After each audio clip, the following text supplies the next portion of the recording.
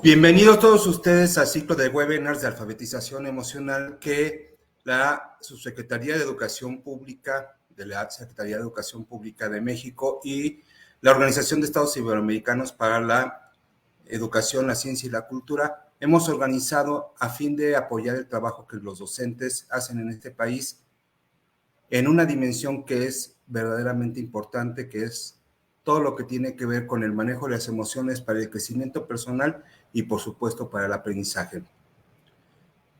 Agradezco la presencia de todos quienes nos ven desde todos los rincones del país. Hemos tenido una gran recepción para esta actividad y me honro presentar a Patricia Aldana, representante de la OEI en México, para que ella sea quien nos dé las palabras de bienvenida. Muchas gracias, Rafael. Muy buenos días a todas y a todos los que nos acompañan el día de hoy en esta transmisión que estamos haciendo. También saludo con mucho gusto al maestro José Luis Gutiérrez Espíndola en representación de la doctora Maltaverde Hernández, subsecretaria de Educación Básica, agradeciendo la confianza que han tenido para poder arrancar el día de hoy este ciclo de 3 charlas que hemos titulado Alfabetización Socioemocional para la Convivencia y el Bienestar.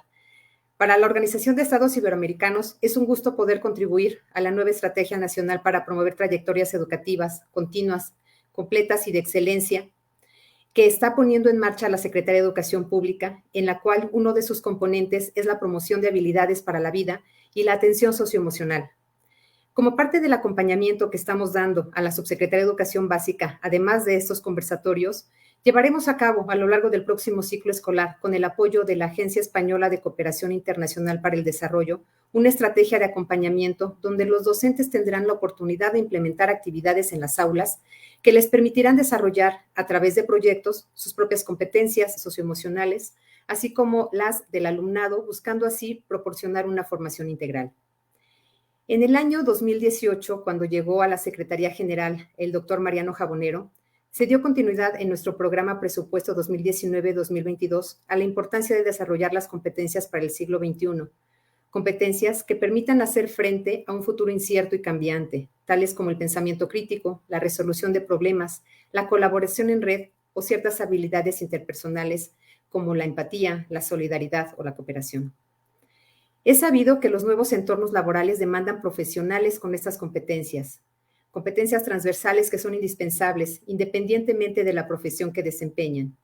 En este sentido, es indispensable poner en marcha estrategias formativas integrales en los estudiantes.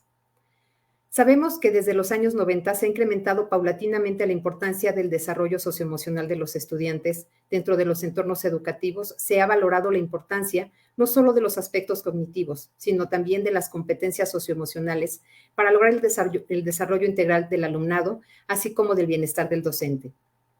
De acuerdo con el doctor Rafael Vizquerra, catedrático de la Universidad de Barcelona y presidente de la Red Internacional de Educación Emocional y Bienestar, la educación emocional es un proceso educativo continuo y permanente que pretende potenciar el desarrollo emocional como complemento indispensable del desarrollo cognitivo, construyendo ambos los elementos esenciales del desarrollo del conocimiento y habilidades sobre las emociones, con el objetivo de capacitar al individuo para afrontar mejor los retos que se le plantean en la vida cotidiana. Todo ello tiene como finalidad aumentar el bienestar personal y social.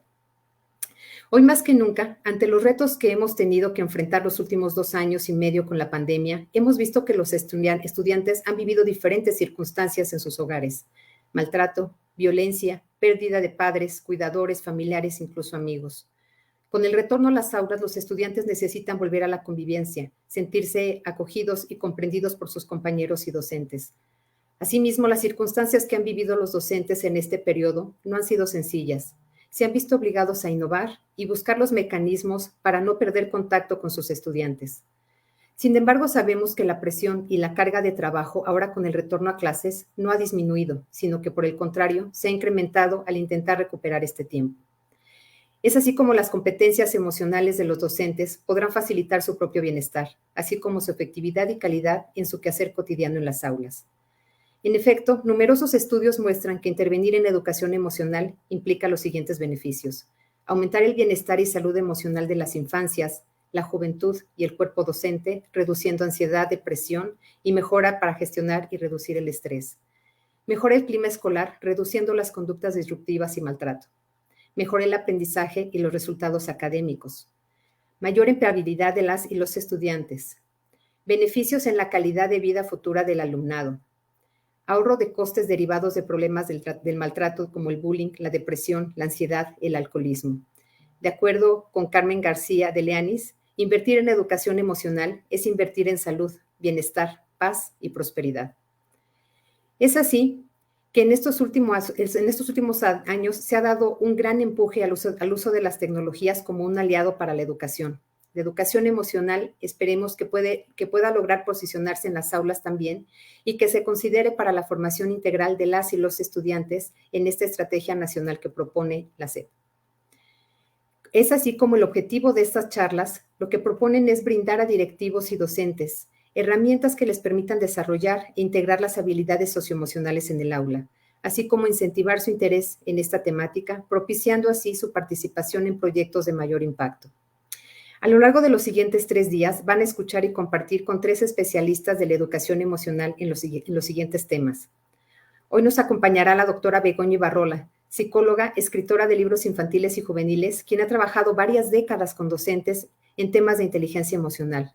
Nos va a hablar de neurociencia y emociones, profundizando en cómo sacar el máximo rendimiento en el aula gracias a un mejoramiento del conocimiento de las relaciones entre las emociones, la atención y la memoria, y cómo los entornos emocionalmente sanos influyen directamente en la salud mental de los alumnos y a su vez en el proceso de aprendizaje.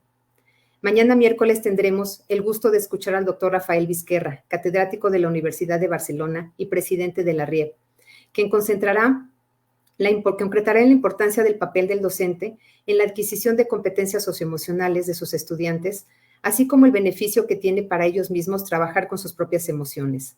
Se presentarán modelos de competencias emocionales para el profesorado y el alumnado y se mostrará la relación entre el bienestar escolar y la prevención contra la violencia y los comportamientos de riesgo.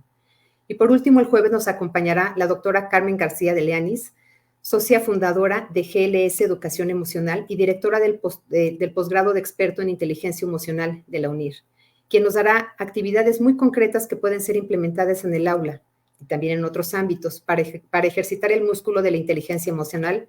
Nos brindará estrategias y herramientas que toman en cuenta la participación de diversos actores, como son los docentes, el alumnado y la familia, y nos presentará ejemplos de cómo estas herramientas mejoran los resultados escolares. Aprovecho para agradecer a estos 3 invitados de lujo el haber aceptado participar en esta iniciativa. Pues sin más, sean todos bienvenidos y bienvenidas a estas charlas. Esperamos las disfruten y que todos los elementos que se presenten sean de su interés y les sean de utilidad, en primer lugar a ustedes y en segundo lugar para ser implementados en las aulas. Muchas gracias.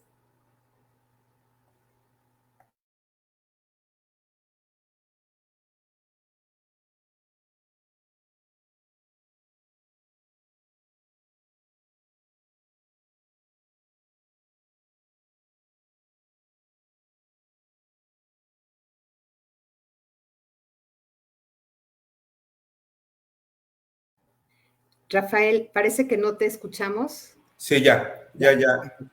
Que te agradezco, Pati, a ti, agradezco al equipo de la OEI que permanentemente genera iniciativas y se suma iniciativas en pro de los educadores y educandos de México en la búsqueda de una formación integral que nos permita la ciudadanía global que tanto necesitamos. En este momento me honro presentar a José Luis Gutiérrez Espíndola, director académico de la Subsecretaría de Educación Básica de la Secretaría de Educación Pública. José Luis, tienes la palabra. Muchas gracias, estimado Rafael. Buenos días a todas y todos. Saludo con mucho gusto a la doctora Patricia Aldana, directora y representante de la oficina en México de la OEI. Saludo también a nuestros distinguidos ponentes que nos van a acompañar durante los siguientes 3 días. Y también pues a los muchos maestros y maestras que han respondido entusiastamente a esta convocatoria que hemos hecho. Y en general saludo pues a todos los que están el día de hoy aquí conectados. En primer lugar, permítame transmitirles el saludo muy cordial que les deja la subsecretaria de Educación Básica, la doctora Martabel de Hernández Moreno, quien por razones de agenda no nos pudo acompañar el día de hoy. Yo quiero decir enseguida que hoy, en pleno 2022, a nadie ya le debería de quedar duda de que el fin de la educación debe ser la formación integral de las personas, de modo que el foco no debería estar solo puesto, digamos, en la adquisición de conocimientos académicos, sino también en el desarrollo de habilidades para una adecuada gestión de las emociones y en general en el desarrollo de esto que llamamos hoy el desarrollo de habilidades para la vida. Esas habilidades que nos permiten ser dueños de nosotros mismos, relacionarnos productivo y respetuosamente con los demás y vivir en esta gran casa común que es nuestro planeta. El analfabetismo emocional, es decir, esta incapacidad de entendernos y vivirnos como los seres emocionales que también somos, compromete seriamente nuestras posibilidades de tener una adecuada interacción con nosotros mismos y con los demás. Y en la escuela, el analfabetismo emocional afecta el núcleo mismo de la tarea educativa. Pone a las y los estudiantes en riesgo de ser personas informadas, pero sin capacidad para la asertividad, para la empatía, para la resiliencia e incluso para el gozo de la vida misma. Y está bien documentado que los problemas emocionales, que pueden no ser solamente personales, sino producto de un entorno, llamémoslo así, viciado, constituyen un obstáculo para aprender. Pensando en ello, Philippe Renaud, este sociólogo suizo que ha escrito mucho sobre educación, escribió en algún momento que ningún estudiante que sea hostigado o discriminado está en condiciones de aprender. Y no lo está sencillamente porque toda su energía se volcará a defenderse de las agresiones. Bueno, todo esto que acabo de decir y seguramente mucho más amerita una reflexión profunda por parte de todos quienes nos dedicamos al ámbito de la educación. Por eso, en la Secretaría de Educación Pública celebramos la realización de este ciclo de webinars que hemos titulado precisamente Alfabetización Emocional, que nos abre la oportunidad de escuchar y dialogar con personalidades de la talla de Begoña Ibarrola, de Rafael Vizquerra y de Carmen García de Leanis, a quienes aprovecho la ocasión para agradecerles su participación. Estos ponentes nos invitarán a reflexionar, ya lo refería la doctora Patricia Aldana con mucho mayor detalle, nos van a invitar a reflexionar sobre el papel de las emociones en el aprendizaje de los estudiantes, también en la importancia del bienestar docente en los procesos de educación emocional y en las herramientas que podemos poner en juego en los distintos contextos educativos para que la educación emocional sea parte de nuestra práctica pedagógica. Yo estoy seguro de que estas charlas serán una excelente oportunidad para enriquecer una tarea educativa que corresponde de manera irrenunciable a docentes, directivos escolares, pero que también atañe a madres, padres de familia, a tutores, a la comunidad y en último término a la sociedad toda. Agradezco muy cumplidamente el trabajo, digamos, en la organización de estas charlas del equipo de la dirección académica de esta subsecretaría y, por supuesto, también agradezco a la Oficina en México de la Organización de Estados Iberoamericanos para la Educación, la Ciencia y la Cultura, la OI, y en particular a la doctora Patricia Aldana, por su apoyo para la realización de este ciclo de webinars, pero también por su permanente disposición a sumar esfuerzos con la Secretaría de Educación Pública.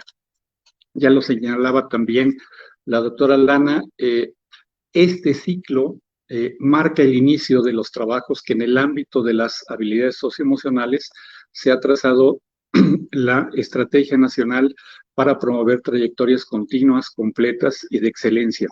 Es una estrategia que está impulsando la Subsecretaría de Educación Básica con la generosa colaboración de la propia OI, también de otras instituciones públicas, de organismos multilaterales y de agencias de Naciones Unidas.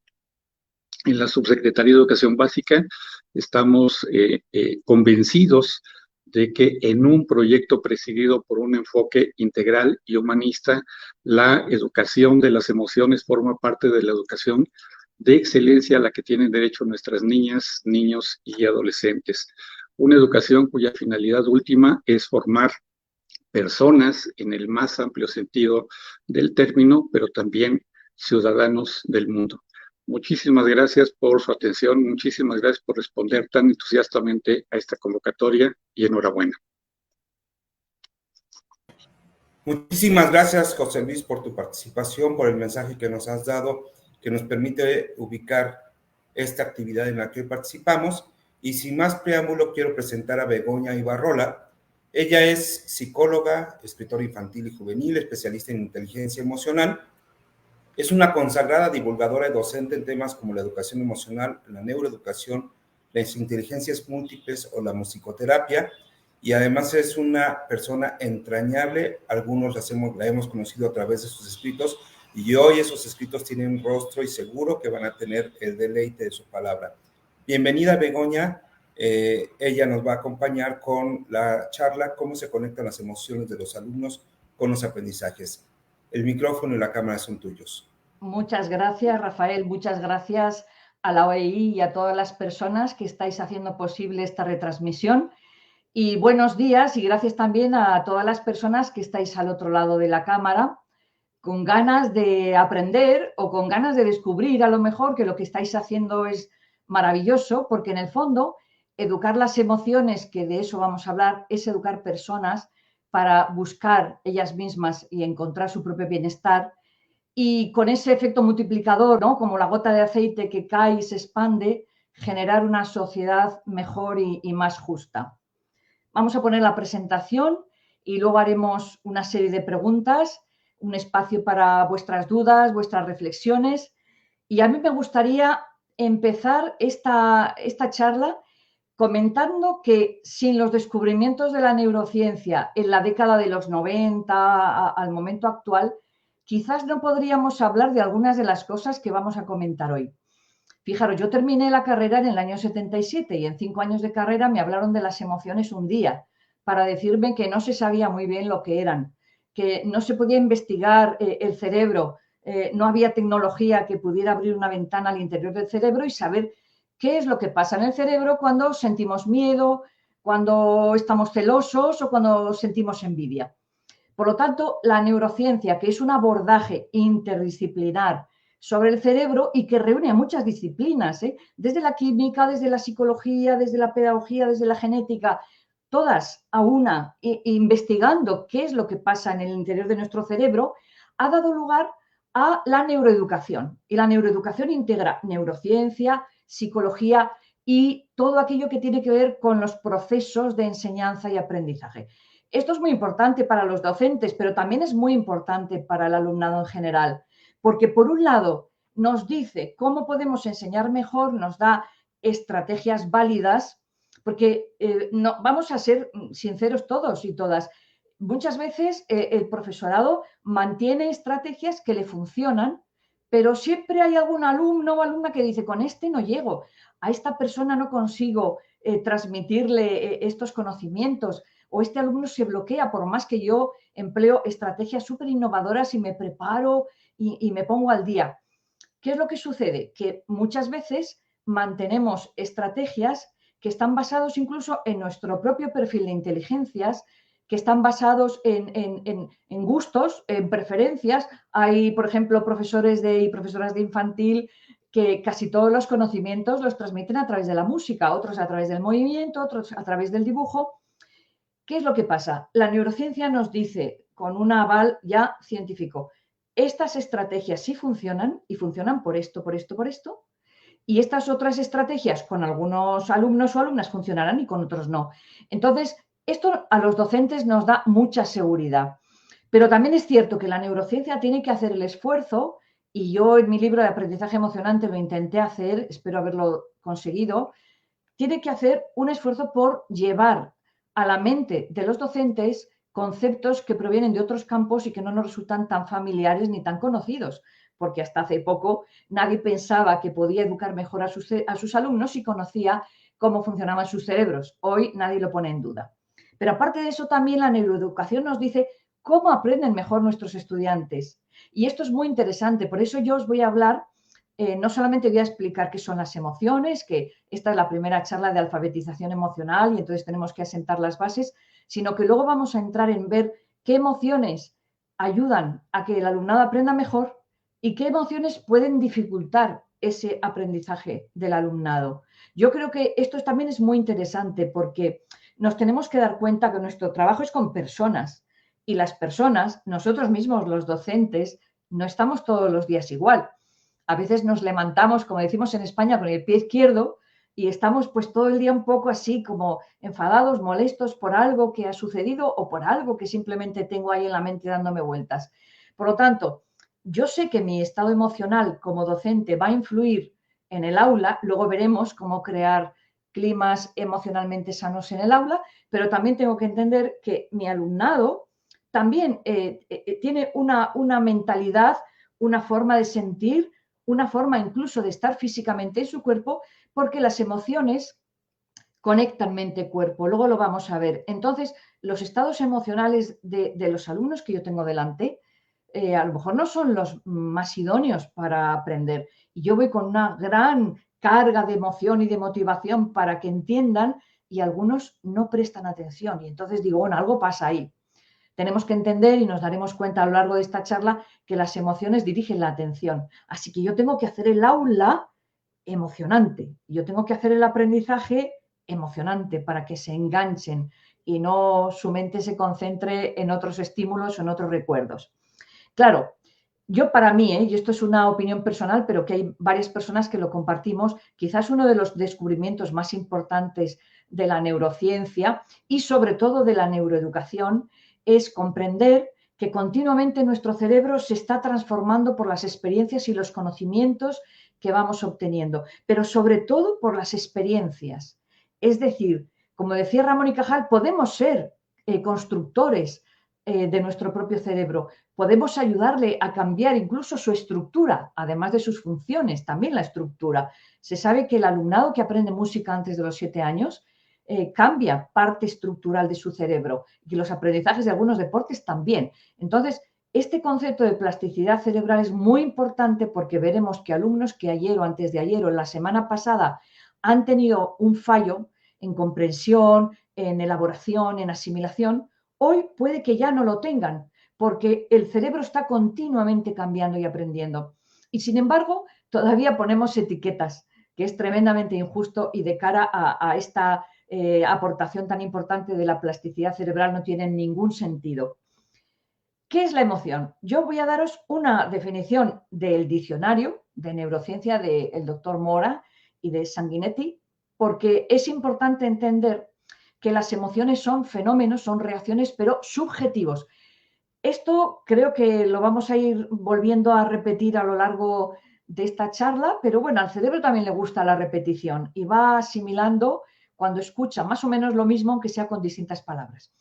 Nosotros cuando sentimos una emoción reaccionamos, pero yo puedo reaccionar cuando veo a una araña porque tengo miedo a una araña y otra persona que no tengo miedo a la araña, cuando ve una araña no reacciona, incluso le dice, ¡ay, qué bonita, qué bicho más encantador! A ver de qué especie es y se acerca a la araña. Es decir, las reacciones emocionales son totalmente subjetivas, totalmente personales. Por eso no podemos decir que todo el mundo siente algo ante lo mismo, no. Los detonantes de las emociones son totalmente personales y particulares.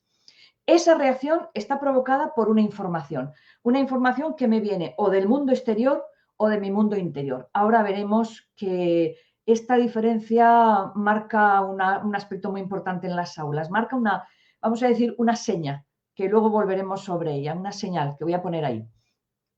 Y todas las emociones se acompañan de reacciones fisiológicas. Por lo tanto, cada vez que nosotros como docentes o un alumno tiene una emoción, siente algo, su cuerpo-mente entra en un estado diferente. Y a veces el cuerpo se entera antes que la mente. Antes de que yo diga, tengo miedo, el cuerpo ya ha reaccionado. Visto desde otra óptica y por descender un poquito en detalles, las emociones son experiencias psicofisiológicas, complejas y complicadas, que experimentamos las personas como resultado bien de nuestra relación con el entorno. Entonces, me escribe alguien un WhatsApp, leo un WhatsApp, digo, y me puedo enfadar, pero bueno, ¿cómo me pueden decir esto?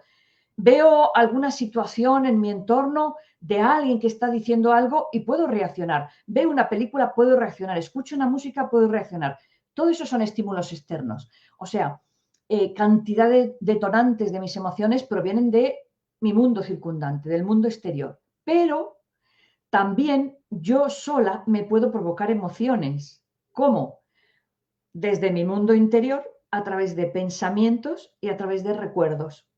Y esto yo creo que todo el mundo ha tenido experiencia de estar a lo mejor celebrando una fiesta con la familia y de repente te acuerdas de un ser querido que ya no está. Y en ese momento tú sabes que te sientes triste por ese recuerdo que te ha venido, pero tú no dices nada. A lo mejor si alguien está mirándote dice, ¿te pasa algo? Porque ha notado que tu expresión gestual ha cambiado. La expresión gestual, ahora veremos, es el lenguaje de las emociones. Pero yo puedo hacer dos cosas. Contar a los demás que me siento triste porque me acuerdo de esa persona o seguir con la fiesta. Es decir, un aspecto muy importante de la alfabetización emocional es comprender que sentimos emociones, pero no es obligatorio que expresemos siempre las emociones que sentimos.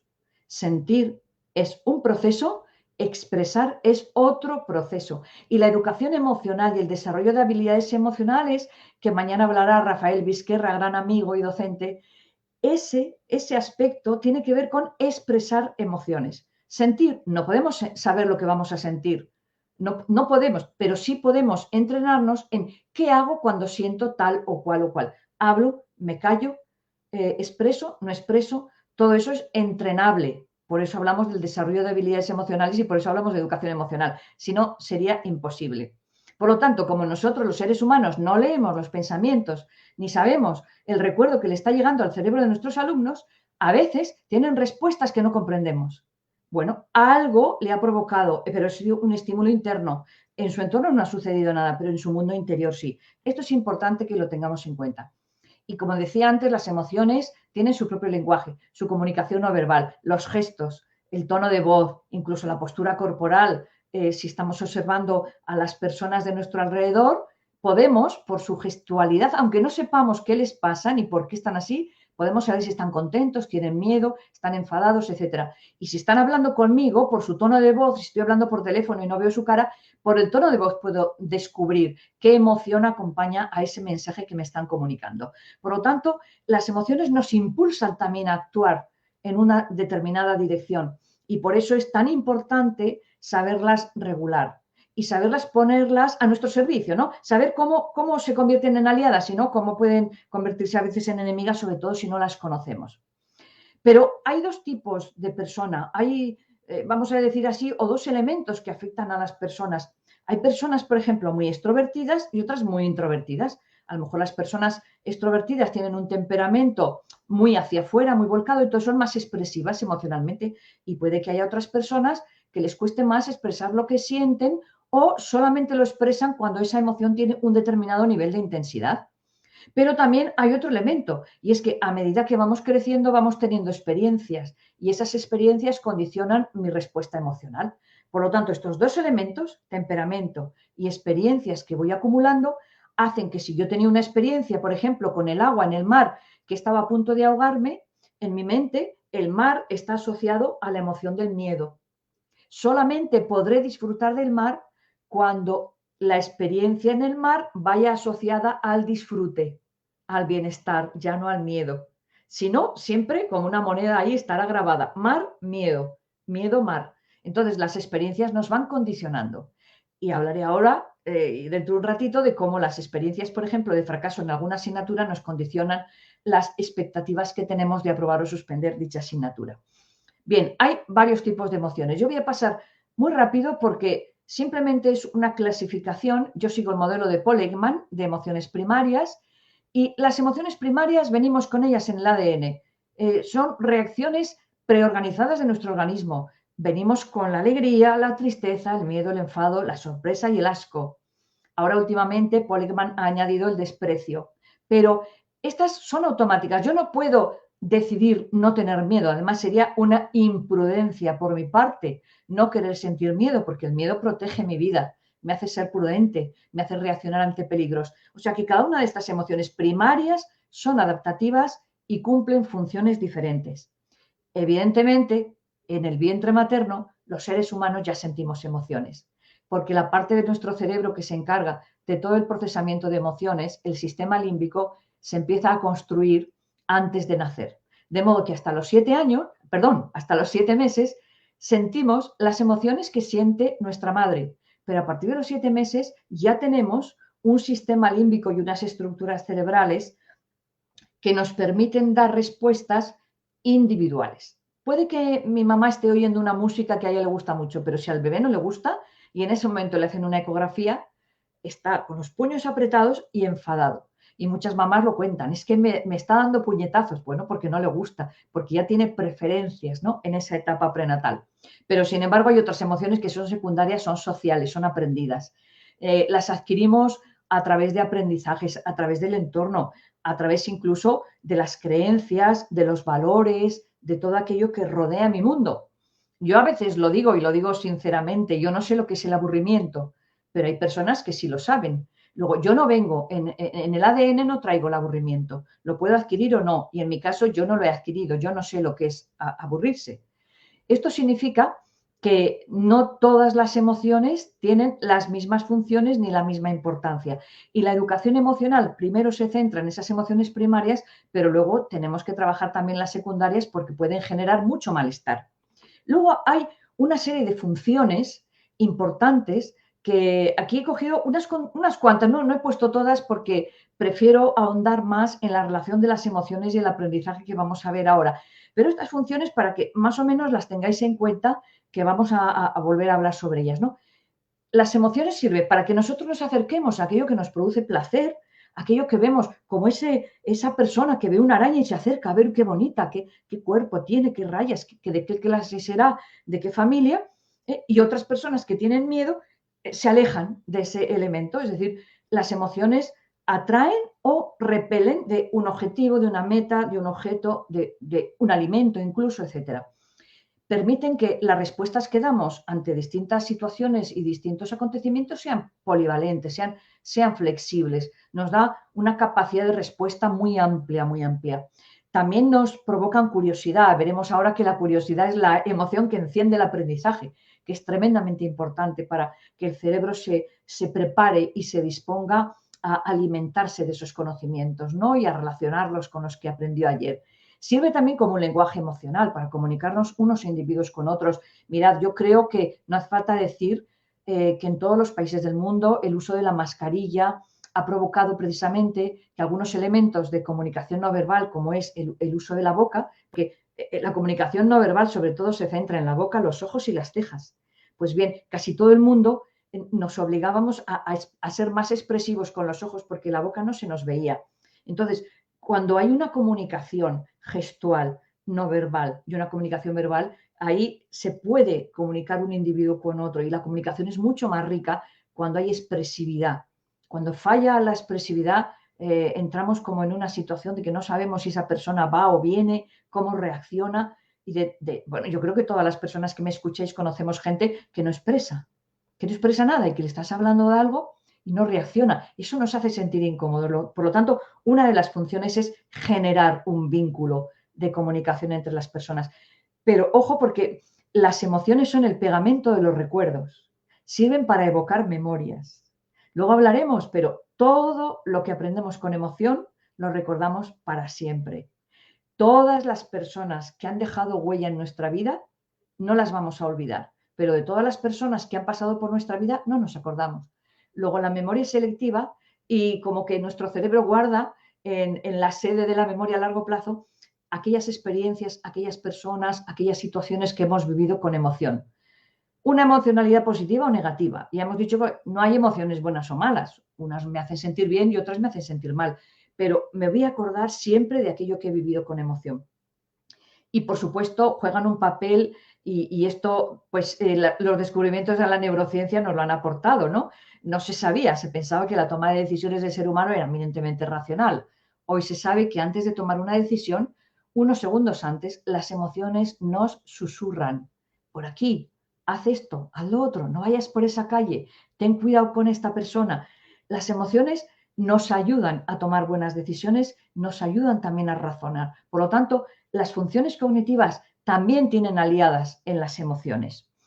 Claro, hay unos mecanismos neurales de las emociones que no voy a explicar aquí, pero que sí que antes lo he nombrado. El sistema límbico es como la sede, el lugar donde se procesan las emociones. Pero ojo, porque todo lo que llega de información de fuera llega al tálamo, una estructura que está ahí, y decide si esa información pasa a nuestra corteza cerebral o se queda, si es relevante o no es nada relevante. Es decir, la memoria, otra vez, depende de la valencia emocional que demos a ese contenido que yo estoy aprendiendo, a eso que yo estoy leyendo o escuchando. Entonces, se encarga del aprendizaje y del recuerdo. No podría haber un buen aprendizaje sin memoria. Realmente, cuando un alumno rinde en un examen, lo que está haciendo es recuperar del depósito de su memoria aquello que ha aprendido y lo tiene que sacar, lo tiene que mostrar y lo tiene que demostrar frente a las personas que le están examinando. Entonces, ese depósito de memoria, luego hablaremos, es memoria emocional, que tiene un sesgo diferente a los demás tipos de memoria, que tenemos muchos tipos de memoria, episódica, remota, cercana, lejana. Bueno, hay muchos tipos de memoria, pero la memoria emocional, ojo, porque lo vamos a ver después, lo importante que es para algunos aspectos del aprendizaje. Y evidentemente, lo que está muy claro es que cuando nosotros, como cualquier ser humano, nos decidimos a aprender, cuando nosotros buscamos una manera de conectar el aprendizaje con las emociones, nos damos cuenta de cómo está el alumno, de cómo aprende, de cómo está incluso en actitud abierta o en actitud cerrada. Pues bien, Platón ya decía que la disposición emocional es lo actitudinal. La disposición emocional del alumno determina su habilidad para aprender. Y vamos a llegar directamente al corazón de esta charla. ¿Por qué hay un vínculo entre las emociones y el aprendizaje? Primero, porque la neurociencia nos dice que la parte afectiva y la parte cognitiva son una moneda de las dos caras, como que el afecto, la mente van juntas. Todo lo que es emocional, todo lo que es cognitivo, van juntos dentro del proceso de aprendizaje. Por eso, a veces, en los procesos de educación emocional, hablamos de las emociones, pero tenemos que verlas vinculadas también con los procesos cognitivos, no separadas. A veces se separa simplemente por pedagogía, por hacer más comprensible el mundo emocional y enfocarnos en una u otra. Pero todos los docentes que me estáis escuchando sabéis que el factor motivacional influye muchísimo en el aprendizaje, en positivo o en negativo. Cuando un alumno quiere aprender algo, cuando un alumno tiene interés, cuando un alumno está abierto al aprendizaje, es muchísimo más fácil que yo le transmita y que lo que le estoy transmitiendo le llegue. Ojo, que eso es lo importante. No solo que yo sea un docente maravilloso, sino que lo que yo estoy transmitiendo le llegue. Por lo tanto, el binomio emoción y cognición no lo podemos separar. Nuestro cerebro funciona así. Entonces, es importante que entendamos que las emociones son las guardianas del aprendizaje, porque yo he puesto aquí una llave como un símbolo, ¿no? Dejan entrar contenidos o impiden la entrada a determinados contenidos. Incluso, fijaros, cuando vemos que un alumno está pasando por problemas familiares o problemas emocionales, nos damos cuenta que no puede prestar tanta atención. Claro, lógicamente, antes he dicho, es que las emociones dirigen la atención. Si tienen un familiar enfermo, si tienen un problema económico, si tienen un problema, su mente continuamente puede ir volando hacia el hospital o hacia la casa o hacia pensar en qué problema. Lo mismo sucede en los casos de bullying. Si un alumno tiene malestar emocional, luego lo veremos con más detenimiento, lógicamente va a pensar en cómo salgo yo de esta, cómo me defiendo, qué puedo hacer, y entonces no presta atención. Así que los estados emocionales están condicionando las funciones cerebrales de mis alumnos y esas funciones cerebrales van a hacer que el aprendizaje sea más exitoso o no. Claro, antes lo he dicho y lo repito, porque yo creo que esto es un punto muy importante. Para facilitar el aprendizaje de nuestro alumnado y sobre todo que tengan ese recuerdo de lo que han aprendido, no que lo tengan ahí con hilvanes y que en un momento dado desaparezca, es importante que les demos una información cognitiva, de acuerdo, es correcto, pero luego añadirle una connotación emocional. Por eso, el uso de estrategias socioafectivas tiene tanto éxito. Es decir, tú puedes plantearte la clase y decir, bueno, durante estos 10 minutos voy a dar un contenido cognitivo, voy a explicar un tema y luego, a continuación, tienen que hacer algo donde la emoción se pegue a ese contenido. Podemos utilizar una canción. Es curioso porque yo, por ejemplo, me acuerdo de las preposiciones latinas y yo os prometo que yo no he usado las preposiciones latinas después que las aprendí cuando tenía 14 años. Pero ¿qué pasa? Que es que me las enseñaron cantando. Yo las aprendí cantando. Entonces, todo lo que aprendemos cantando no se olvida, porque la melodía es lo emocional de la música. Por lo tanto, una estrategia socioafectiva es enseñarles una canción con un contenido o con una fórmula química. Otra estrategia socioafectiva puede ser que ellos busquen, ¿no?, en el futuro ese conocimiento, qué impacto tendrá en sus vidas, que hagan como un viaje al futuro, que hagan visualizaciones, algo que les genere, o que hagan un relato, algo que les genere un vínculo entre lo cognitivo y lo emocional. Pero fijaros, yo ahora os voy a proponer una experiencia que no la vais a hacer ahora, sino en otro momento, pero que me parece que es una experiencia rica que también puede dar respuesta a algunas de las cosas que estamos hablando aquí, ¿no? Sabemos que las experiencias de aprendizaje pueden ir unidas al placer o al dolor, evidentemente. Y como os he dicho antes, hay un tipo de memoria que es memoria emocional asociativa. ¿Esto qué significa? Por ejemplo, si un alumno ha tenido problemas con las matemáticas en el primero, segundo, tercero de primaria y ahora está en cuarto de primaria, el primer día de clase de matemáticas, él ya hace un pronóstico de que va a tener dificultades con las matemáticas, porque a él no se le dan bien las matemáticas, porque a ella le resultan insufribles las matemáticas. Es decir, su memoria le está condicionando ya un cambio en la respuesta. Y esto es muy importante, porque tenemos que desmontarles esa profecía que se han creado, esa memoria emocional que les dice, matemáticas igual a dificultad, matemáticas igual a fracaso. Podemos utilizar cualquier asignatura o cualquier contenido, pero sí que es cierto que esa memoria es un poco traicionera, porque nos obliga o nos hace proyectar esa dificultad, sin darnos cuenta de la realidad que he hablado antes, que nuestro cerebro es plástico, que el año pasado a lo mejor he tenido dificultades, pero que a lo mejor este no. O que con aquella metodología tuve dificultades, pero ahora viene un profesor nuevo, una profesora nueva, y a lo mejor me lo explica y lo entiendo. Y esto es lo que sucede. Os dejo esta práctica para cuando tengáis un ratito, porque yo creo que es muy ilustradora. Quiero que recordéis dos tipos de experiencias, pero remontaros a cuando erais pequeños, en los primeros etapas educativas. Pues algunos se irán a la etapa de infantil, otros a primaria, preescolar, donde queráis.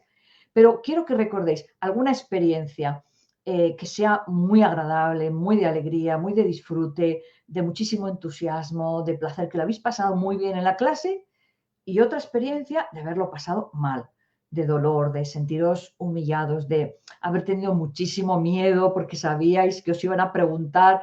En fin, que busquéis dos emociones, dos situaciones emocionales diferentes totalmente. Una de alegría, otra de miedo. Una de pasarlo fenomenal y otra de pasarlo muy mal. Una que provoca mucho bienestar y otra que os ha provocado malestar. Y ahí os daréis cuenta de algo que se ha investigado en cantidad de población y que ha sacado esta conclusión. El 90% de las cualidades por las que recordamos a nuestros profesores son de carácter socioemocional. Seguramente en esas experiencias que os he pedido que traigáis un poco a la memoria, aparece alguien, aparece algún profesor o profesora. Algunos dejan huella, otros dejan cicatriz. Entonces nosotros queremos, y yo quiero, y yo procuro siempre, dejar huella en mi alumnado, no una cicatriz. Que se acuerden de mí, sí, pero por un tipo de emoción asociada a me supo comprender, me transmitió el amor por la asignatura. ¿Cuántas profesiones, cuántas vocaciones surgen a veces porque un profesor o una profesora nos ha hecho amar una asignatura, ¿no? Y lo ha enseñado con pasión.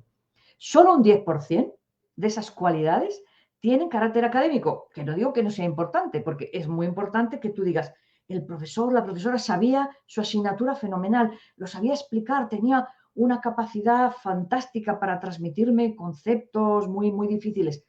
Está bien, pero el 90%, fijaros qué peso específico tiene el ámbito emocional. Y ahora vamos a entrar de lleno y voy a dar una pincelada, no muy profunda porque esto merecería más tiempo, pero estamos en unas jornadas que nos van a llevar a reflexionar y que podéis seguir investigando sobre esto. Hay emociones que dificultan el aprendizaje: el miedo, la ansiedad, el estrés, la ira, la envidia y el aburrimiento. Vamos a ver algunas de ellas. Antes os he dicho que cuando un alumno sufría bullying, por ejemplo, Cuando un alumno se siente amenazado, su cerebro se pone en modo alerta y se activa una parte del cerebro que no presta atención al profesor o a la profesora, presta atención a ver cómo sale de ese lío, a ver cómo se puede defender, a ver qué hace si le acorralan en el patio, a ver qué hace si le amenazan, a ver qué hace si el mensaje de WhatsApp que le han mandado. Es decir, el cerebro en modo alerta, que va asociado a emociones desagradables, sobre todo la emoción del miedo, totalmente desvían la atención.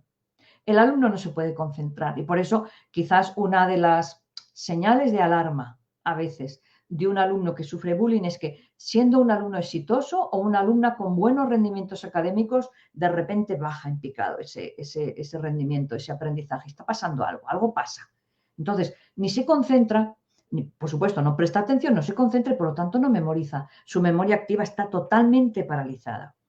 Pero hay muchos alumnos que tienen miedo al error y nosotros, como docentes, tenemos que darnos cuenta que el error es un elemento fundamental en el proceso de aprendizaje, pero es que además nos da una información súper valiosa de cuál es el proceso cerebral del alumno, cuál es su proceso mental que le ha llevado al error.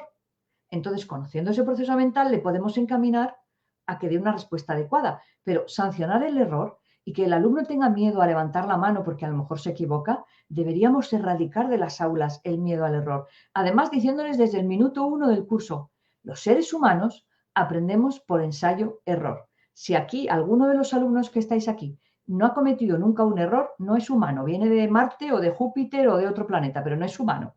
De modo que legitimar el error, minimizarlo, desdramatizarlo y decir, bueno, es que no pasa nada porque si nos equivocamos, nos hemos atrevido por lo menos a dar una respuesta y el docente puede ver cuál ha sido ese proceso mental equivocado. Pero también el estrés es un enemigo del aprendizaje. Fijaros, yo creo que tendríamos que hacer un esfuerzo tremendo para... Luego, claro, hablaré de las emociones que impulsan el aprendizaje y una de ellas es la calma. Aquí esto es como vasos comunicantes. Si sube la calma, disminuye el estrés. Entonces, ¿qué sucede? Yo me estoy encontrando que las cargas de contenidos curriculares a veces hacen que el profesorado esté estresado, que los alumnos estén estresados y de verdad os digo que el agobio que sufre un alumno cuando siente estrés repercute en estructuras de su cerebro que tienen que ver con la memoria, el aprendizaje y el desarrollo emocional. Como veis, memoria y aprendizaje siempre van unidos. No puede haber aprendizaje sin memoria, pero es que también el estrés afecta al desarrollo emocional y bueno, ya no vamos a hablar de la salud, porque realmente el estrés es la puerta a muchas enfermedades psicosomáticas. Así que tendríamos que cuidar mucho los entornos de aula, que luego hablaremos de ellos, ¿no? Calmados, ausencia de estrés. Un poquito de estrés cuando un alumno va a enfrentarse a un examen, está bien. Un poquito de ansiedad, está bien, pero si se dispara, se bloquea el acceso a la memoria. Es como que el alumno que ha estudiado tiene determinados contenidos en su caja fuerte y sabe que en esa caja fuerte están los contenidos que ha estudiado, pero está tan nervioso que se le olvida la clave. Claro, para el alumno que no ha estudiado, que no tiene nada en la caja fuerte, le da igual olvidarse la clave que no. El drama es para el que sabe y no lo puede demostrar. El estrés y la ansiedad, tenemos que enseñar a los alumnos a bajar esos niveles y sobre todo ampliar los niveles de calma y de relajación. Otro de los elementos que va unido a ese proceso de calma y de relajación y de bajar el nivel de ansiedad es entender que nuestro cerebro se beneficia y aprende mejor cuando hay tiempo para reflexionar. Y esta palabra reflexionar, pues me parece que yo la voy a corregir y la voy a poner en letras grandes para la próxima vez que tenga que usar esta diapositiva. Porque la reflexión es fundamental en el día a día del aula y sin embargo parece que estamos todo el día haciendo cosas, dando información. Y claro, aquí hay un problema importante, ¿no? Porque muchos alumnos desconectan. Cuando ya no pueden más, desconectan. Y os digo que el aburrimiento es el cerebro en off, totalmente. Incluso os pueden estar mirando y pensáis, me está prestando atención. No, está mirando, están de cuerpo presente, pero su mente está por ahí volando. Menos mal que la mente no tiene corporeidad, porque si no os encontraríais muchas veces con solamente cuerpos, cascarones vacíos sentados en las aulas. De modo que cuando el aburrimiento entra en un alumno, es imposible el aprendizaje, porque ni tiene actitud y el cerebro además está totalmente desconectado. Pero vamos a centrarnos en las emociones que ayudan a aprender. Por supuesto, la primera, la curiosidad. Hablaremos un poquito más de la confianza en uno mismo y la confianza en los demás, de la calma y la alegría y el orgullo. Muy por encima, pero lo suficiente como para abrir espacios de reflexión. A ver, la curiosidad nos lleva a tener conductas de exploración, a investigar, a contestar preguntas, a buscar respuestas, a saber un poquito más de un tema que nos apasiona, ¿no? Casi cuando hay algo que nos provoca mucha curiosidad, pues casi aprendemos solos, buscamos información por aquí y por allá. Y entonces hoy se da la situación que a lo mejor hace 20 años no se daba, pues que si un alumno tiene curiosidad por los dinosaurios, sabe más que cualquier docente de dinosaurios, porque busca información, se suscribe a revistas, entra a ver vídeos. O sea, cuando la curiosidad entra en el cerebro, el aprendizaje se produce. Y a veces el aprendizaje sin adulto al lado, el aprendizaje sin apoyo. Pero no tenemos que confundir curiosidad con interés. Y aquí los docentes lo sabéis perfectamente. La curiosidad se satisface rápidamente, es como un fogonazo que te atrapa la atención, pero luego puede haber otro fogonazo y ya te desvías de la atención. No, el interés es un comportamiento motivado por una meta que es apetecible para mí, algo que tengo que prestar atención y en la que tengo que concentrarme. La concentración entra aquí. La curiosidad provoca la atención, el interés la concentración. Y para estudiar y aprender, nuestros alumnos necesitan concentrarse. Y aquí tocamos un punto muy, muy importante, que le voy a dedicar un poquito más de tiempo. La confianza en uno mismo. ¿Por qué es tan importante confiar? Porque se ha demostrado que la disposición al buen rendimiento y al éxito depende de la esperanza que yo tenga en conseguir ese éxito, de la confianza que yo tenga en mis capacidades para abordar ese reto. Entonces, de aquí se deriva una cuestión muy, muy curiosa, que voy a comentar porque me parece de suma importancia. Hay alumnos que están desmotivados, ¿no? ¿Por qué? Porque creen que no pueden, que no valen, que no sirven, que no saben, que es que entran en un bucle, yo no puedo, yo no valgo, yo no sé. Entonces, si el alumno sabe y cree y tiene una firme convicción de que es incapaz de aprender tal contenido o tal asignatura, ¿podemos decir que es vago o que está desmotivado? Sería la pregunta que yo me puedo hacer. Y os pongo un ejemplo muy sencillo. Si a mí me invitan mañana, me dicen, Begoña, te invitamos a subir a la Annapurna, 8.000 metros en los Himalayas, unas vistas espléndidas, maravillosas. Yo os digo que yo no salgo de mi casa, porque yo estoy convencida de que no llego ni al campamento base, porque mido mis habilidades y yo digo, no, este es un reto especialmente fuerte para mí. Yo no me motiva para nada. Y me puede decir alguien, pero qué vaga eres, Begoña, pero ¿cómo no te pones en viaje hacia este objetivo tan maravilloso? No, yo no soy vaga.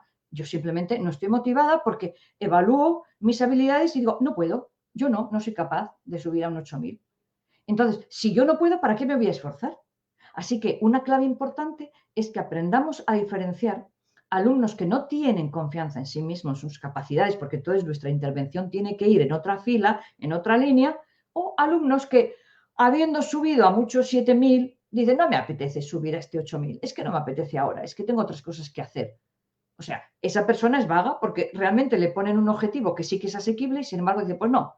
Entonces, tenemos que diferenciar esto porque a veces se trata injustamente y además, sobre todo, nuestras intervenciones no son adecuadas. ¿Por qué no son adecuadas? Porque, fijaros, en la Universidad de Stanford, y Carol Duke, podéis investigar sobre todas las investigaciones que ha hecho ella y luego han continuado otras personas, han aportado el término mentalidad de crecimiento y mentalidad fija. Y hacen referencia a las creencias que el alumno tiene sobre su propia capacidad de aprender, sobre su propia inteligencia, sobre su capacidad para responder a retos, ¿no? Lo que decíamos antes, un promedio de mis habilidades. Bueno, pues se ha demostrado, esta mujer lo ha demostrado y otros investigadores también, que las creencias que yo tengo sobre mi nivel de inteligencia condicionan la forma que tengo de enfrentarme a los retos. Claro, tenemos que decir a estos alumnos que tienen mentalidad fija, que dicen, para mí es imposible aprender tal cosa, yo soy incapaz y estoy negado para esto. Tenemos que decirles que gracias a la plasticidad cerebral, a esta aportación de la neurociencia, nuestro cerebro continuamente está aprendiendo. Lo que ayer nos considerábamos que éramos ineptos, hoy puede que nos consideremos, bueno, pues no soy tan inepta, voy empezando ya a tener habilidades en este deporte, en esta actividad o en esta asignatura. Entonces, lo que se ha demostrado es que los alumnos que tienen mentalidad fija son aquellos que proyectan esto para mí es imposible. Y yo vengo de fábrica, como dicen algunos alumnos, incapaz de cantar. O yo soy incapaz de aprender matemáticas. Sin embargo, los alumnos con mentalidad de crecimiento dicen, bueno, voy a poner mi esfuerzo, voy a intentar aprenderlo esto, voy a estudiar un poquito más esto que me cuesta, voy a utilizar estrategias, voy a preguntar, tal, porque se dan cuenta de que sus habilidades se pueden desarrollar. Y entonces tienen capacidad para aprender continuamente, aún así sabiendo que hay cosas que se les dan mejor y hay cosas que les va a costar más, lógicamente, por su perfil personal de inteligencias. Pero de la confianza en uno mismo pasamos a la confianza en los demás. Y nos tenemos que dar cuenta que nuestro cerebro es social. A nuestro cerebro le encanta estudiar y aprender con otros. Claro, entonces, el tener una serie de normas claras de respeto en el aula. Por ejemplo, que nadie se ría porque alguien diga una respuesta errónea. Eso es respeto. El celebrar cosas, situaciones, momentos, días, acontecimientos. El compartir emociones, hablar de lo que sentimos, el dialogar. Eso genera una unión, eso genera vamos a decir, una confidencialidad, unas necesidades de unirnos a nivel emocional entre los alumnos que va a afectar muchísimo a su aprendizaje y al clima de aula que veremos después. También el trabajo cooperativo, lógicamente. ¿Por qué? Porque evita la envidia, porque en un grupo yo sé que aporto lo mejor de mí, el otro lo mejor de sí, el otro lo mejor, pero que todos somos diferentes y que al final el grupo es más que la suma de sus miembros y lo que sale, el producto que sale del trabajo conjunto es muy superior al que haríamos 1 más 1 más 1 más 1. Todo esto aumenta la confianza, pero os digo que las normas claras son muy importantes. ¿Y qué vamos a decir de la calma? Antes lo he nombrado un poquito, ¿eh? Las emociones son como vasos comunicantes. Sube la ansiedad, baja la calma. Sube la calma, baja el estrés. Ese estado de sosiego que genera un ambiente seguro favorece el que el alumnado esté presente, prestando atención, viviendo ese momento presente. Pero últimamente se han hecho investigaciones que demuestran que la calma ayuda a subir también el sistema inmunológico. Fijaros qué importante en tiempos de pandemia, ¿no? Y sin embargo, el miedo baja nuestro sistema inmunológico. Así que tiene efectos físicos y psicológicos. Y en esta diapositiva no penséis que vamos a hablar de la digestión. No os habéis equivocado de charla. Estamos hablando de emociones. Pero ¿qué pasa con el aprendizaje? Fijaros, muchas veces damos contenidos. Esto es igual que el comer. Como.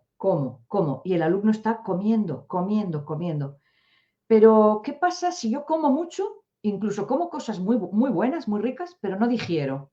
Bueno, esta diapositiva está para recordarnos que después de comer hay que digerir. Pero lo que pasa es que comer es un proceso consciente y la digestión es un proceso inconsciente. Pero tenemos que dar en el aula tiempos para digerir, tiempos para que se consolide esa información, tiempos para que asocien lo que están aprendiendo hoy con lo que han aprendido ayer. Si no damos esos espacios a través de actividades, a través de dinámicas, donde no haya que estar ya con toda la atención y la concentración puestas, corremos el riesgo de que nuestros alumnos coman, no digieran.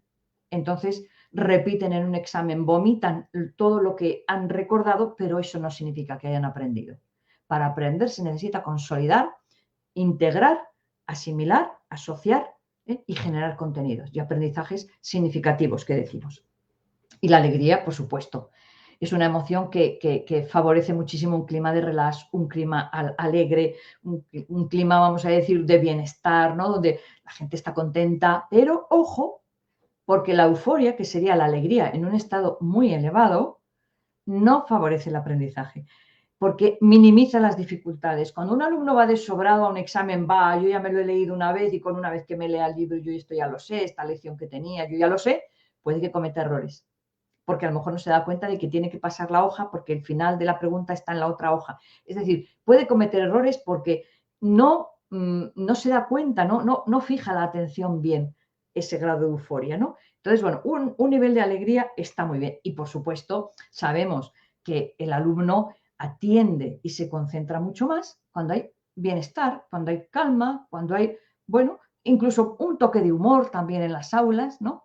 Es decir, no significa que tengamos que estar contando chistes todo el santo día, pero que haya un momento donde si yo detecto, como veremos ahora, que el clima del aula se está poniendo un poco demasiado serio, haga una intervención para que se relajen, para que se rían, para que se calmen. Y el orgullo, esto es tremendamente importante, pero es una emoción que se produce cuando estamos muy contentos y satisfechos con lo que somos, con lo que hemos conseguido, con las metas que hemos logrado. Ayuda a subir la autoestima, pero ojo, permite que me atribuya yo logros que resultan de un esfuerzo.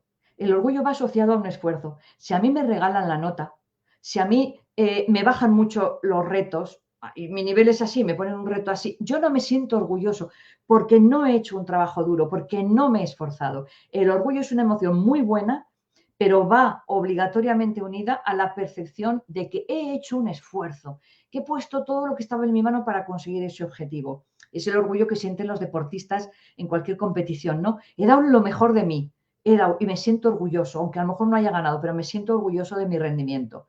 Es una emoción muy importante. Para eso, ¿qué tenemos que hacer?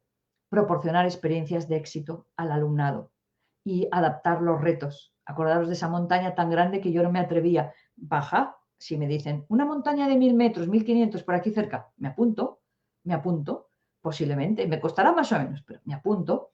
Por lo tanto, en nuestras manos como docentes está el generar esa confianza en ellos, confianza en los demás, esa alegría, esa satisfacción, ese orgullo de que han tenido éxito. Fijaros, yo he sido terapeuta durante muchos años. La inmensa mayoría de los alumnos y alumnas que venían con problemas de fracaso escolar tenían toda una colección de fracasos. No tenían experiencias de éxito a nivel académico. Así que nosotros tenemos que proporcionarles esas experiencias para que aumente su autoestima y, por lo tanto, la confianza en ellos mismos. Y termino con un aspecto que es fundamental. Fijaros, Juan Casasus en Chile hizo un estudio promocionado por la UNESCO de qué elementos eran como los que diferenciaban más las aulas exitosas de las aulas que tenían unos rendimientos más mediocres. Los colegios se contrastaron cantidad de elementos, cantidad de variables. Y bueno, salían muchas variables, pero había una que destacaba en todas las estadísticas y era el clima emocional del aula, que está compuesto, claro, por toda una serie de elementos que se viven en el aula. Las relaciones del docente con el alumnado, del alumnado con el docente y de los alumnos entre sí. Todos esos valores, todas esas creencias que configuran la cultura de un aula.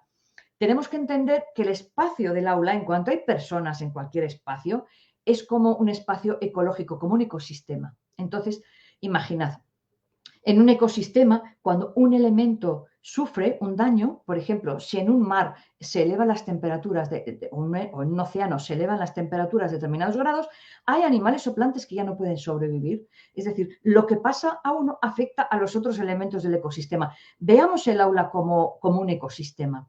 Entonces, como todo lo que sentimos en el aula, yo como docente, mi alumnado, todo eso se mete en esa sopa, en ese ecosistema. Cuando hay un elemento que está sufriendo, eso afecta a los demás. Y cuando hay un elemento que está bien, que tiene bienestar, también contagia el bienestar a los demás. ¿Por qué? Porque somos interdependientes. Entonces, en el ecosistema, todos los elementos que están en el aula son interdependientes. Por lo tanto, entendamos, y ya voy terminando, que hay especies emocionales que conviven en ese mismo ecosistema. Pero yo, como líder emocional, si quiero provocar entornos de aula emocionalmente sanos, de bienestar, de equilibrio, de calma, de ganas de aprender, de entusiasmo, de motivación, tengo que ver qué emoción está presente. ¿Que está el miedo? Tiene que avanzar la confianza. Avanza la confianza, disminuye el miedo. ¿Que están tristes? Sin negar la tristeza. Se puede dedicar un tiempo a hablar de por qué estamos tristes, pero luego habrá que incorporar la emoción de la alegría. Aunque sea una alegría matizada, ¿no? Pero salir de la tristeza para entrar en la alegría que potencia el aprendizaje. Que están desanimados porque han tenido resultados muy negativos o ha pasado algo. Provocar ilusión. Si yo provoco ilusión, el desánimo baja. ¿Están aburridos? Provoco curiosidad. Venga, preguntas, retos, les engancho en el aprendizaje. ¿Están ansiosos? Bajo la ansiedad, subiendo la calma. ¿Están agresivos? ¿Hay violencia? Uso la ternura, uso el amor, uso la solidaridad, uso el altruismo. Y esa ternura va a hacer que baje ese nivel de agresividad. ¿Que hay rechazo hacia alguien? Promuevo la aceptación. Es decir, ¿Que hay ira y enfado? Promuevo la paz. Todas esas emociones son vasos comunicantes. Por lo tanto, en el clima del aula yo puedo influir. Yo puedo influir promoviendo aquellas situaciones emocionales y aquellos estados que les ayuden a aprender mejor y aparte que potencien su bienestar, tanto psicológico como físico. Por eso el clima emocional, un clima emocional positivo en el aula, donde se sientan los alumnos seguros, donde se sientan valorados y queridos, donde existan normas claras, que les dé seguridad, que si alguien incumple una norma sepan qué consecuencias hay, donde las relaciones humanas estén basadas en el respeto, en el cariño. Eso resulta clave e imprescindible para el bienestar emocional y para su aprendizaje. Con esto solamente os quiero dar las gracias. Termino mi intervención. Yo estoy segura que mañana y pasado vais a aprender muchísimas más cosas muy interesantes. Con mi intervención pretendía asentar ciertas bases y generar como espacios de reflexión que os permitan a todos y a todas pues abrir ventanitas, ¿no? Y con curiosidad luego ir entrando por cada una de ellas, porque de estos temas podríamos estar hablando horas, pero espero que mañana y pasado disfrutéis muchísimo también con estas charlas de alfabetización emocional.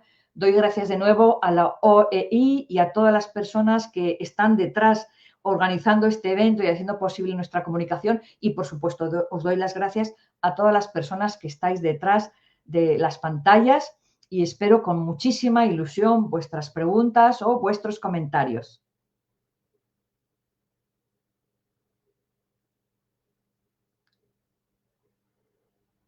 Muchísimas gracias, Begoña. Hay más de 11,000 profesores que han disfrutado de tus palabras. No se han cansado de mandar mensajes. Muchos te agradecen, te felicitan, señalan que ha sido una excelente presentación.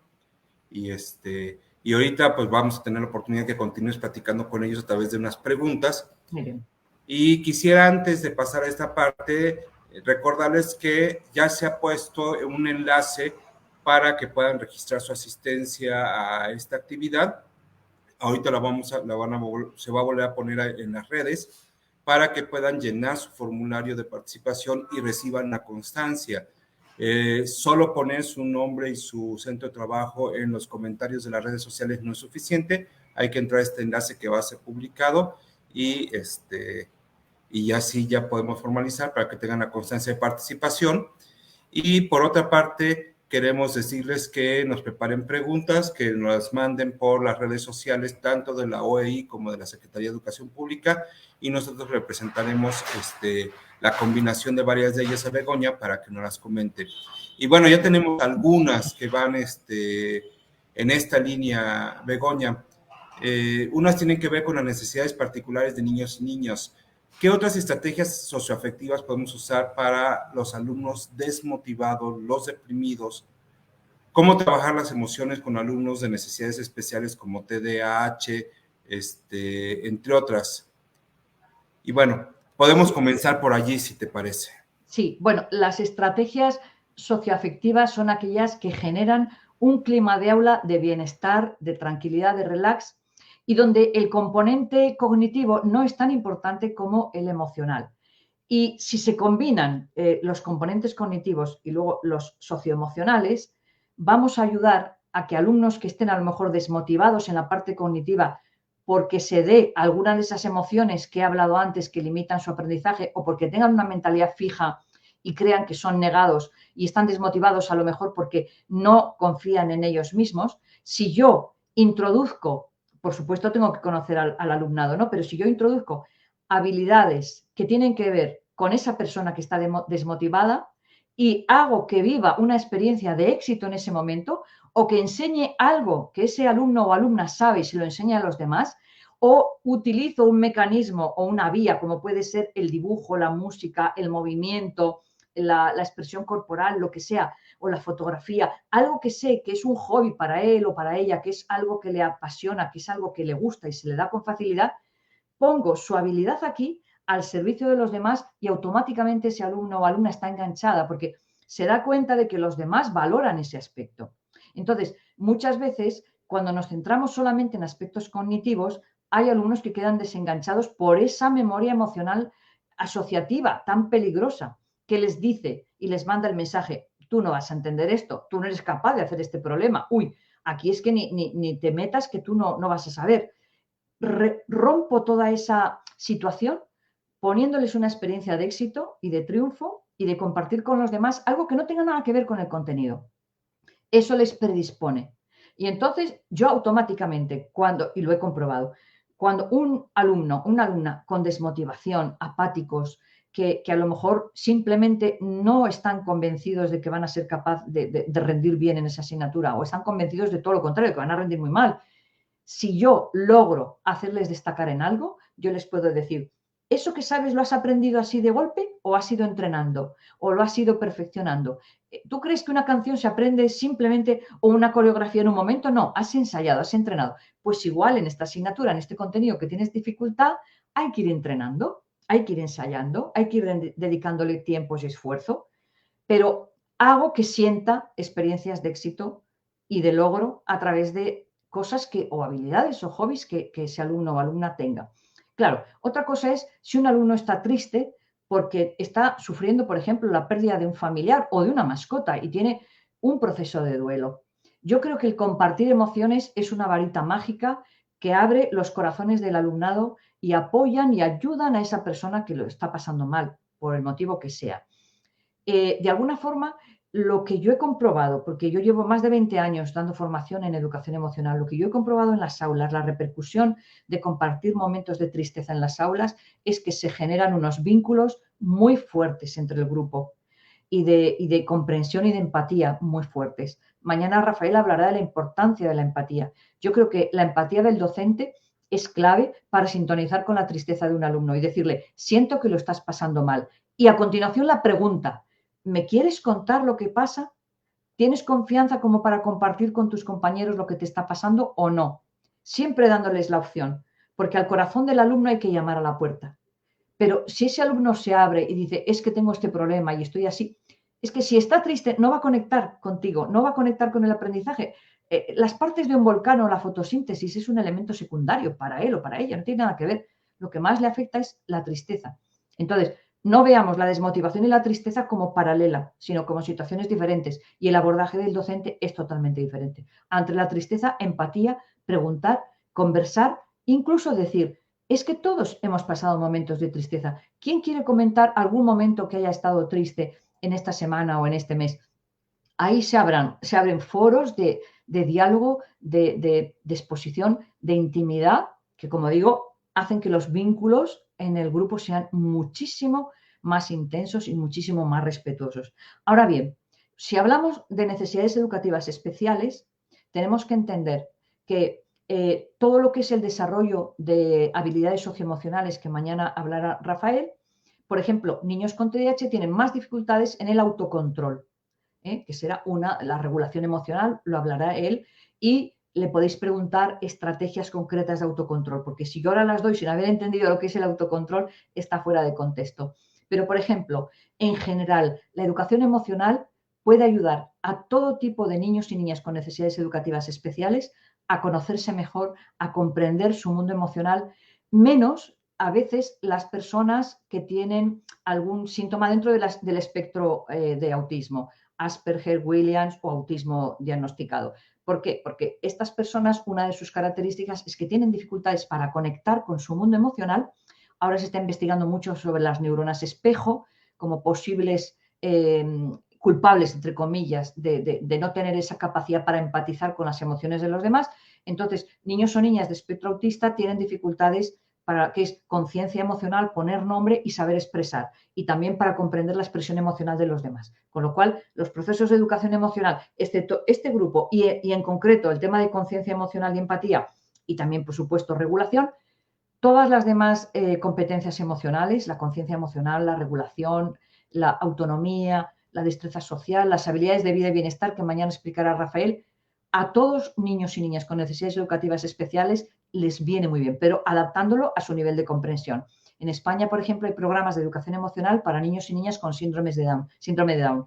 Estos niños y niñas se benefician también del desarrollo de su inteligencia emocional, solo que con unos ejemplos adaptados a su capacidad de comprensión y con un análisis, a lo mejor, pues, por ejemplo, a ellos no se les cuenta y no se les explica qué partes del cerebro pueden estar implicados en una respuesta descontrolada o en la ira.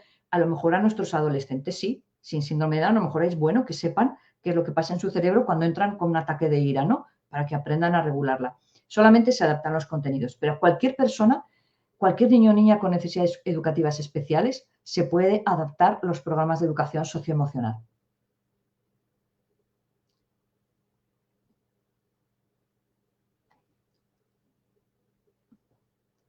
Tenemos una serie de preguntas que podemos englobar en si hay emociones que se deban trabajar más específicamente en algún grupo de edad que en otros.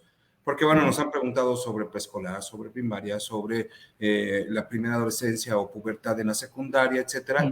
Y bueno, creo que todo se engloba en, ¿conviene trabajar algunas con mayor acento, menor acento, según etapa de edad? Sí, esta es una pregunta muy importante y yo os voy a hablar de mi experiencia, ¿no? Cuando yo trabajo, por ejemplo, en la etapa de preescolar, yo empiezo fundamentalmente con 2 años y medio, de 2 años y medio a 3 años, con alegría y tristeza, porque tienen que distinguir muy bien las dos. Luego empiezo con el enfado y la alegría. Perdón, alegría, tristeza, el miedo y el enfado. De modo que en preescolar, esas 4 emociones, y a veces incluimos los celos, esas 4 o 5 emociones, las tienen que aprender a manejar bien. Y sobre todo tienen que discriminar, que a veces tienen problemas los peques, la tristeza del enfado. Porque a veces cuando se enfadan, lloran y se ponen tristes y no se sabe muy bien qué ha venido antes, qué ha venido después. Que aprendan tanto a poner nombre a sus emociones como a expresarlas de forma adecuada, ¿no? Con una expresividad gestual, tono de voz, todo lo que hemos hablado aquí. Pero yo en preescolar, como mucho, alegría, tristeza, miedo, enfado y la vergüenza o los celos, dependiendo también, porque hay grupos, por ejemplo, yo me he encontrado en algunas clases donde hay muchos niños o niñas que sienten mucha vergüenza, que no se atreven, y entonces, bueno, pues trabajamos también la emoción de la vergüenza. Ya sabemos que es secundaria, no es primaria, pero trabajamos. O los celos, que también sabemos que es secundaria, pero que se puede trabajar. Siempre a través de dinámicas, de relatos, de vídeos, de canciones, muy vivencial y muy orgánica, porque las viven en su cuerpo y que sepan y se den cuenta cómo está también su cuerpo cuando sientan esas emociones. En primaria ya podemos introducir, se sigue, porque toda la formación es en espiral, ¿no? Se siguen los mismos temas, las mismas competencias, pero mayor nivel de complejidad. En primaria yo siempre trabajo la culpa, trabajo la ilusión y daros cuenta de que estamos hablando de ya emociones secundarias. Se sigue trabajando alegría, tristeza, miedo, enfado. Por supuesto, la sorpresa no es una emoción con la que haya que trabajar, porque la sorpresa da lugar siempre a una de las otras emociones. Es una emoción puerta que yo llamo. Es muy rápida y luego viene otra, con lo cual no. Pero el asco sí. Y el desprecio, que es una que ha incorporado Paul Ekman ahora también, porque el desprecio es la que da lugar al bullying. Entonces, trabajamos también la envidia, el desprecio, trabajamos la culpa, sin dejar de trabajar alegría, tristeza, miedo, enfado y asco. Y luego, cuando son más mayores, ya en la secundaria o en el bachillerato, aparte de trabajar todas esas emociones, yo suelo incorporar el sentimiento, que ya no es emoción, del amor, para que entiendan bien, aunque se ha trabajado ya en la autonomía emocional, para que no haya dependencia emocional, cómo es una buena gestión afectiva, trabajamos el amor como sentimiento, que no es una emoción, y todas las demás. Y se hace mucho hincapié en los detonantes internos, porque en la adolescencia muchas emociones son provocadas por pensamientos y recuerdos, no tanto por cosas que les pasan, sino por cosas que piensan. Pero se siguen con las mismas y emociones y se pueden incorporar cosas que propongan ellos. Por ejemplo, la culpa es muy importante trabajarla en bachillerato y en los adolescentes en general, sabiendo que todo el procesamiento y el desarrollo de las competencias emocionales que hablará mañana Rafael Vizquerra tienen un abordaje diferente en cada una de las etapas. Pero, por decirlo así, grosso modo, empezaríamos por las básicas, por las que son las que venimos con ellas en el ADN, incorporaríamos algunas emociones sociales que van estando presentes ya en primaria y luego empezaríamos con otras y con algún sentimiento como el amor, por ejemplo, o el orgullo. Es muy importante también trabajarlo, el orgullo en positivo, ¿no? No como el desprecio a los demás, sino el orgullo de uno mismo, como hemos visto antes, porque en la adolescencia es fundamental que tengan experiencias de éxito y que se sientan orgullosos de sus talentos, de sus capacidades, de lo que pueden aportar al mundo. Entonces, esa es la secuencia que yo sigo. Independientemente de que si en un momento dado, imaginad, Estamos en un curso de primaria y hay una emoción concreta que está como muy presente en todo el grupo, se le dedica un espacio y un tiempo. Yo creo que los programas nunca deben ser rígidos, sino aplicar al centro, al aula concreta y a las necesidades del alumnado.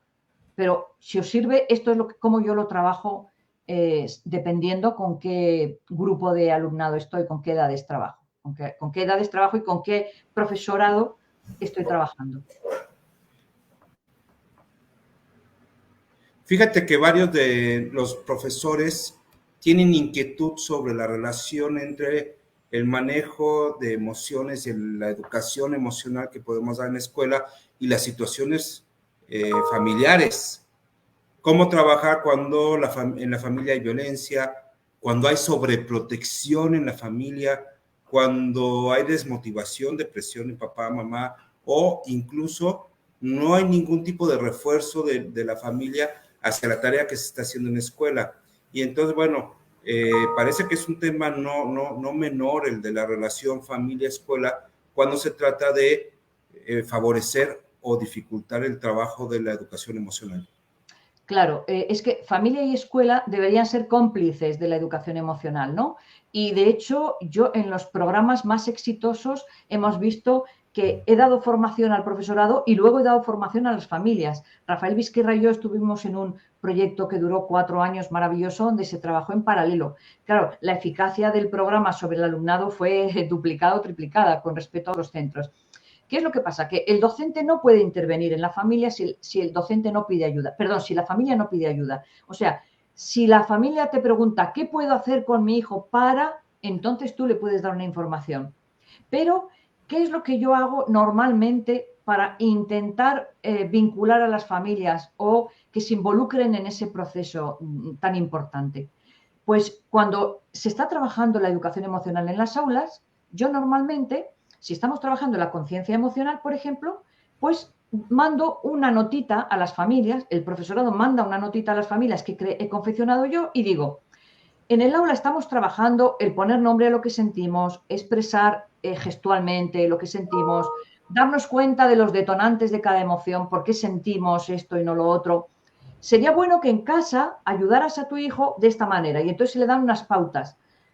Si la familia quiere, hará caso y hará una contribución a ese proceso, pero ya sabemos que no siempre ayudan y colaboran en la propuesta que parte de la escuela. Siempre hay que intentarlo, siempre, porque sumando fuerzas es como realmente el impacto es doble o triple, como he comentado antes.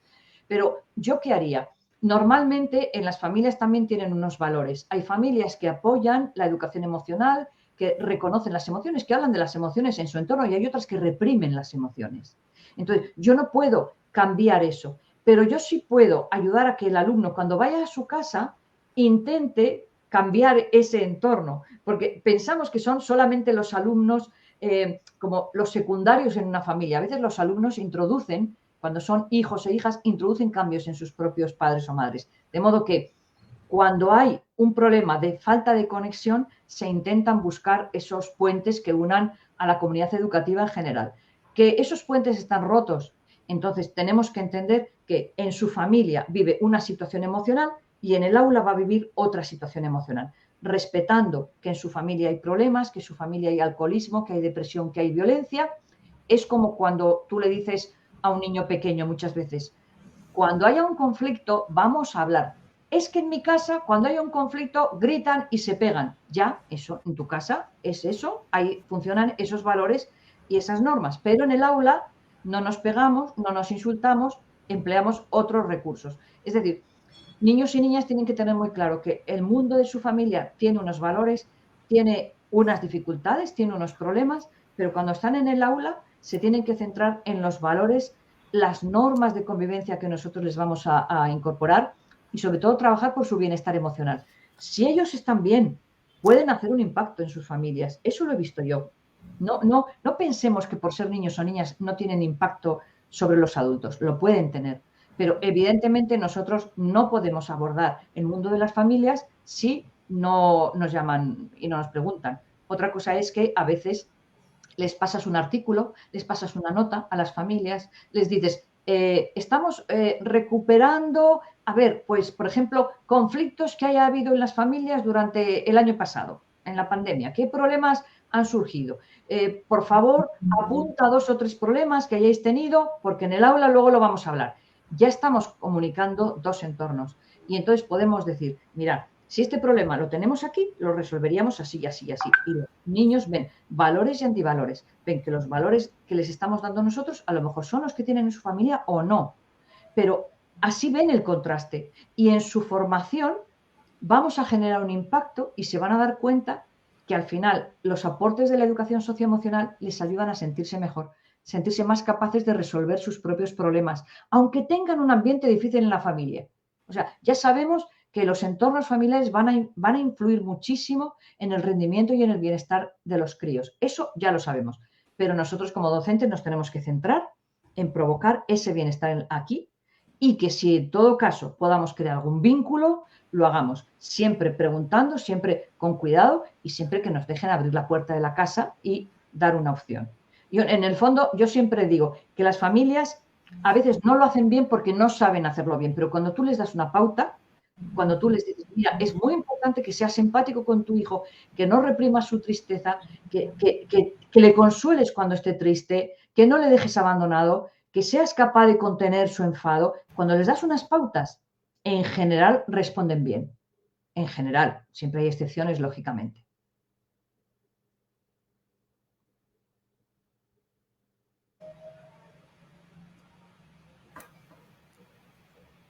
Estamos llegando al final de nuestra transmisión, Begoña. Compañeros, muchas gracias. Ha estado pasando en el cintillo el registro de asistencia en el formato de Office, de Forms Office. Si lo quieren copiar, ahí es donde registran su asistencia. Ahí es donde se registran el evento para obtener la constancia. Hemos trabajado en torno a cómo se conectan las emociones de los alumnos con el aprendizaje, con los aprendizajes. Han quedado muchas preguntas sobre los docentes, pero bueno, justamente qué pasa cuando el docente se maneja o no con emoción, etcétera, es lo que mañana nuestro compañero Rafael nos va a trabajar. Entonces, vamos a dejar abierta el apetito para la plática de mañana. Y quisiera pedirte, Begoña, si quisieras hacer ya tu comentario de cierre, tu comentario final, por favor. Yo quiero hacer un apunte, aunque seguramente se va a comentar mañana y pasado, pero ya lo dejo aquí un poco como presentado. Todos los proyectos, todos los planes, incluso las leyes, ¿no?, que habéis aprobado y que os felicito de educación socioemocional, tienen mucho el foco prendido y orientado al alumnado. Pero no os olvidéis vosotros, docentes, que la primera responsabilidad que tenéis es sobre vuestro propio bienestar emocional. Por lo tanto, esas competencias de las que mañana hablará Rafael, primero las tenéis que trabajar vosotros, vosotras, porque os va a dar la capacidad de generar bienestar en vuestras aulas. Si vosotros no estáis bien, estáis emanando malestar sin daros cuenta. Pero si vosotros trabajáis vuestro propio bienestar, y claro, nuestra sociedad nos ha enseñado mucho a cuidar a otros y nos ha incluso señalado como egoístas si nos cuidamos a nosotros mismos. Bueno, pues yo creo que en estos momentos, y la pandemia lo ha puesto un poco blanco sobre negro, nos tenemos que cuidar emocionalmente los docentes, porque tenemos mucha responsabilidad, mucha carga, mucha presión, muchas familias que están pasándolo mal y nosotros somos los que nos tenemos que cuidar para luego poder cuidar bien a nuestro alumnado. Así que os dejo ese mensaje, que está muy bien que desarrollemos programas de educación socioemocional, que ayudemos a que el alumnado sean personas íntegras, buenas, que generen cambios en su sociedad, que cambien el mundo con sus potenciales, pero nosotras nos tenemos que cuidar primero, ¿de acuerdo? Eso lo dejo como vamos a decir, una frase para que enlacéis con lo que venga mañana y pasado, que creo que es una responsabilidad que tenemos cada uno de nosotros, el cuidarnos y el buscar nuestro propio bienestar, que no es egoísmo en absoluto, sino que es generosidad y altruismo hacia los demás. Begoña, muchísimas gracias. Creo que ha sido una manera muy buena de comenzar nuestro ciclo. Tu charla nos ha dejado con muchas ganas de seguir reflexionando. Gracias, compañeros docentes de todo el país. Hemos visto que hay conexiones realmente de todos los estados y eso nos llena de muchísima alegría. porque justamente este ciclo es para todos ustedes en el marco de la Estrategia Nacional para promover trayectorias educativas continuas, completas y de excelencia, que es a lo que todos tenemos derecho, estar equipados para poder hacer nuestra vida, para construir un mundo mejor, para participar en una ciudadanía global. Muchísimas gracias a todos. Mañana los esperamos a las 10 de la mañana. Ojalá que vengan como muy dispuestos. Antes que se me olvide, han estado preguntando, y los compañeros que no pudieron ver porque están en otras actividades y demás, en las redes sociales de la OEI, en el YouTube, en el Facebook, estarán disponibles las grabaciones para quien quiera, tanto de México como del extranjero, y que puedan disfrutar como nosotros hemos disfrutado en este día de esta charla y las que vendrán. Muchísimas gracias. Desde la Ciudad de México, un abrazo a todo el mundo. Begoña, compañeros, muchísimas gracias. Buenas tardes. Buenas tardes.